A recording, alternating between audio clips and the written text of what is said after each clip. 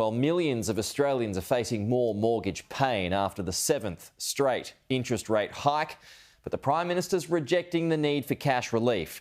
Let's go to Canberra now. Olivia Casely joins us live. Olivia, the Prime Minister and the Treasurer will today defend the budget at the Australian Melbourne Institute Outlook Conference. That's right, Pete. So Anthony Albanese and Jim Chalmers will today lay out a defence of the budget, arguing that inflationary forecasts vindicate their decisions. So as we know, interest rates have hit a high not seen since 2013, and they will essentially use this speech to argue that had they engaged in a cash splash to help households with cost of living pressures, that could have added 0.5 percentage point to inflation, so only making the problem worse. But at the same time, a news poll taken late last week shows that the budget was the most poorly received since 2014, and more than half of those surveyed have said that they think that their economic situation is going to deteriorate over the next 12 months. Now, Assistant Treasurer Stephen Jones this morning said a one-off cash handout would not fix the problem.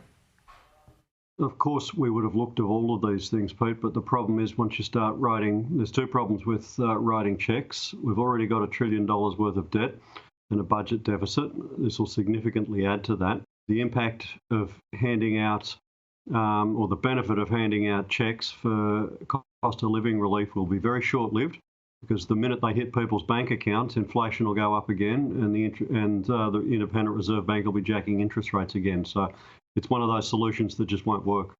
Stephen Jones also opened the door to potential taxes to pay for important services such as aged care, because he said with blowing out debt of nearly $1 trillion, an honest conversation needed to be had about how we pay for these services.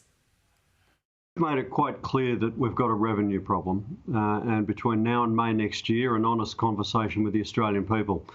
If you want the NDIS, if you want Medicare to keep pace with changes in the cost of medicine and medical technology, if you want aged care to be the sort of thing that we'd all be proud about putting our loved ones in an aged care system, if we want to ensure our defence forces, it's very, very difficult to find a way to do it within the existing cost envelope. It's a jammed, packed day full of speeches, Pete. We'll also hear from the Shadow Treasurer Angus Taylor, who will address the budget at a press club address. I'm told that he is going to talk about how the budget was a missed opportunity for addressing these inflationary pressures. OK, Olivia Casely with the latest from Canberra. Thank you.